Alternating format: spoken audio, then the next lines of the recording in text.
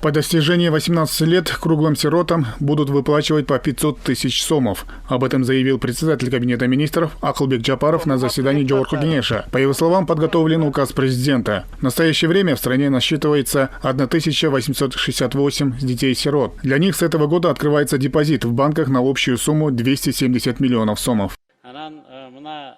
На сегодня в стране проживает 2000 круглых сирот, не достигших 18 лет. Сейчас мы открываем для каждого из них государственный счет в Айыл-банке. При исполнении 18 лет им будет выдано по 500 тысяч сомов. В этом году такое пособие уже получат несколько подростков. Они смогут направить эти деньги на ипотечное жилье или обучение. Глава Кабмина отметил, что возникали случаи, когда выросшие дети-сирот не просто оказывались без должного внимания и поддержки, но и шли на пути нарушения закона. Однако теперь, когда экономика республики стала сильнее, у правительства есть ресурсы активно поддерживать наиболее уязвимые группы общества, требующие дополнительной поддержки. Тимуру Муканову 21 год. С детства он воспитывался в детском доме Алтын-Уя в городе Ош. Когда ему исполнилось 18, начал жить самостоятельно. Сейчас он работает в одном из магазинов. Он рад, что Кабмин уделяет внимание таким людям, как он, которые росли без семьи и дома. По его словам, многие, к сожалению, после выпуска из детского дома не могут адаптироваться к современным реалиям. Бывают случаи, когда они избирают криминальный путь.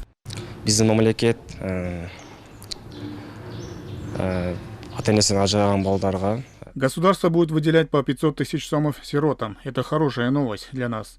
У нас нет родителей, круглый сирота, рос в детском доме. Таких, как я, очень много. К сожалению, многие скрывают это. Я их понимаю. В данный момент я смотрю за малышами в родном мне детском доме.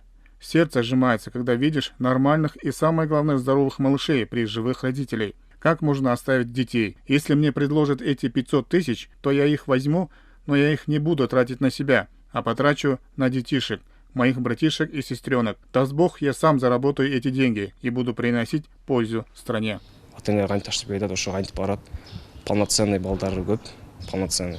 По мнению педагогов, если воспитанники детских домов и интернатов не получают помимо формального образования навыки социального общения и материальную помощь, тогда для них все представляет сложность. И в этом случае господдержка очень необходима.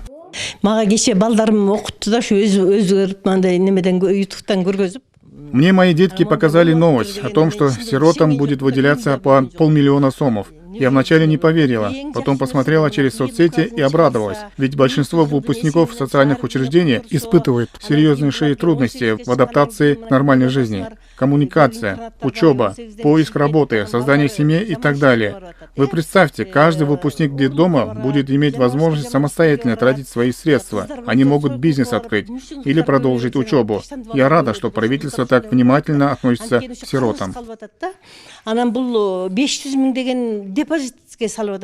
Акылбек Джапаров сообщил о сохранении темпов экономического развития, который позволяет направлять больше средств на развитие социального сектора. Так, несколько лет назад государством был запущен проект социального контракта, цель которого – вывести малообеспеченные семьи из бедности. Теперь граждане могут получить безвозмездно по 100 тысяч сомов на открытие малого бизнеса. В 2022 году по республике средства были распределены более 2000 семьям, в 2023 году – 10 тысячам.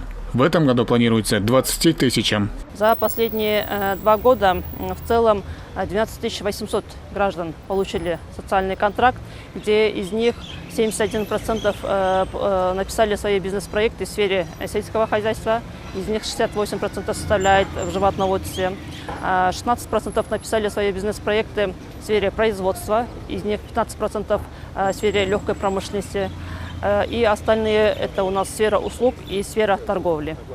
Медербек Байсалов, житель Тунгского района Иссыкульской области, хочет заняться предпринимательством. В планах открыть небольшой цех по сборке мебели. Он принципиально отказался от пособий от местных властей. Я давно мечтаю открыть свой столярный цех. К сожалению, не хватает средств и возможностей. В связи с этим обратился к местным властям и подписал социальный контракт.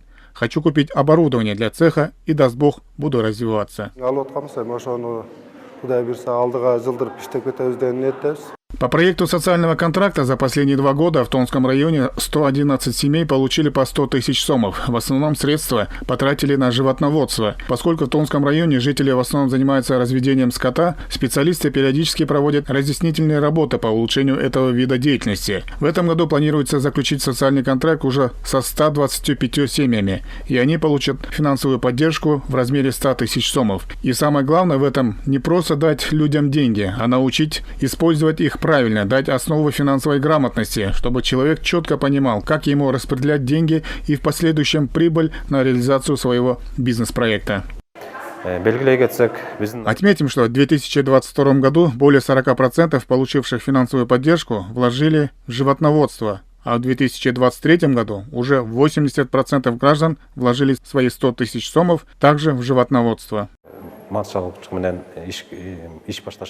На 100 тысяч сомов можно открыть небольшой бизнес и развиваться далее, так считает жительница села Кокой Таласской области Анара Халназарова. У нее свой швейный бизнес. Раньше она на каждого из 3 детей получала пособие от государства. Год назад она отказалась от пособия и подписала соцконтракт и получила финансовую поддержку в размере 100 тысяч сомов. На эти деньги она купила 4 швейные машины и начала работать в одном комнате своего дома. Сейчас Анара получает хорошую прибыль и обеспечивает работой 3 человек. Сейчас у меня все хорошо, дела идут своим путем. Зарабатываю и обеспечиваю семью сама. Раньше каждый месяц ждала пособия, еле сводили концы с концами. Спасибо правительству. На заработанные деньги я еще купила несколько телок.